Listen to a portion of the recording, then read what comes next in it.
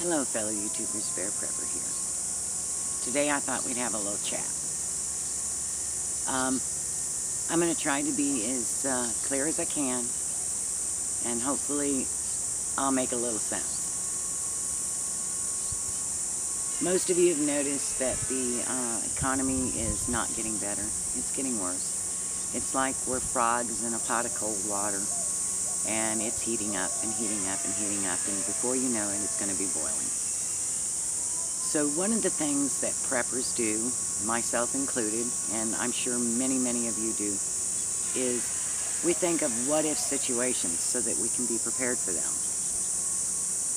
Well, I try to do that every day. I think, okay, what if a CME were to happen right here, right now? What do I do? How would I be set? What would I be missing? How would I compensate for what was missing? So one of those scenarios that came up for me is having my garden out here and having a huge harvest. One of the things I do when I'm working with a big garden is both my pressure canners are at the home. There are none out here at the retreat. So what if an EMP or a CME that caused an EMP were to happen right here, right now? How would I preserve my harvest? I've got jars, I've got tattler lids, I've got a garden. It is 108 degrees. Don't have a root cellar. Even if I had one, it wouldn't be cold enough to keep my vegetables. Can't eat them all. So what do I do? Well, one of the topics I had been avoiding since I started YouTube, posting videos, was how I began. I was taught by people who were 60, 70, 80. The gentleman who helped me garden and taught me how was 87 years old. He would come out there with his tractor, and then he'd get on his hands and knees with me and talk to me about the plants. His wife, who was, I think she was 83, was who started teaching me how to can.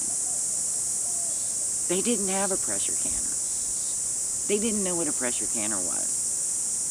I was taught by the water bath method. And probably 8 to 10 years, that's what I did, because that's what I was taught. Now, I would never use the water bath method if I could afford, if it wasn't SHTF, I would find a way to get a pressure canner. The difference between pressure canning and water bath canning meats or vegetables is you can get sick from water bath canning. You have to be meticulous. You have to follow every procedure. You have to boil it afterwards. And your final product is not very good. It's much mushier. It gets mushy even quicker. It doesn't store as long. So pressure canning is my preferred method. And it is what I will always do. Except for what if. So I started thinking, what if it were to happen and I had to do a water bath canner? No problem. I would do it. I did it for 8 years. Doesn't scare me. I know how safe I have to be. And I thought, how fair is it for me to know that that is a possibility and not share it with you? So on my radio show, on Facebook, I have made little comments about water bath, how hot it gets with salt. If you add 2 teaspoons of salt, it gets up to 240 degrees. Test it out. I am not recommending this as the way to can. I am saying that it is a way to preserve your harvest if SHTF were to happen right this very minute in my situation. You have to make your own decisions. You know, there are a lot of people out there that still water bath can all their vegetables. There are very few that actually do meat. Most of them do veggie meals with meat in them. And as most of you know, that is the same thing as canning meat. You have the same, if not higher risk, of spoilage, because Some of the vegetables, like green beans, are higher in bacteria. And then, you know, you've got the old age wisdom, you got to can corn with something added. You don't. You can corn, and I've got a jar in there. If you'd like me to pull it out and show you, I will. Alright, so here's the corn. And 6/11. The June of last year. Let me open it. Alright, seal was fine. We're going to pour it in the pot. Watch this, folks. Crisp as it was when it came off the cob. Okay, so here's dinner. We have the dreaded corn from the jar, chicken fried, rice, and that is delicate squash from the garden. Yummy. Maybe at the end of this video I'll take a picture of it. I've canned corn.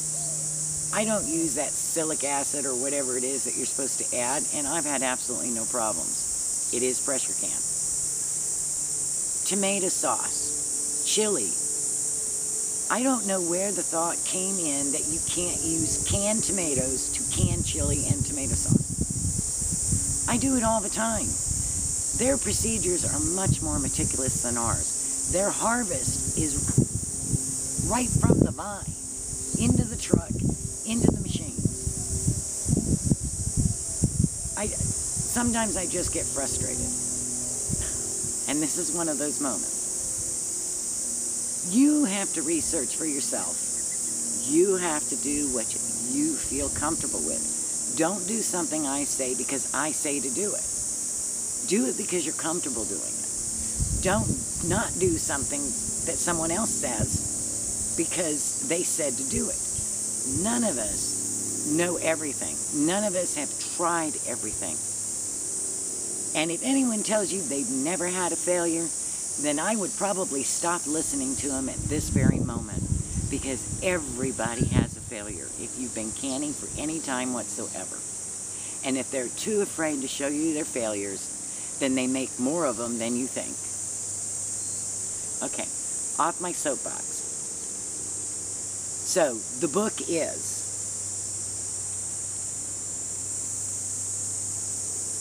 Every Step in Canning by, I can never read this, Every Step in Canning by Grace, V-I-A-L-L, Gray. You read, you choose. If nothing else, do like I am. It is an emergency backup. I wish you all the very best, and I hope to see you on, I think it's August 7th at 8 p.m. We're going to be talking about communications with the old geezer prepper. The old geezer. Yeah. And he's a prepper. And he's been doing this for a while. So we'll learn lots of good information about communication. And maybe he can make something of my hodgepodge system here and help me figure out how to make it work for me. Blessings.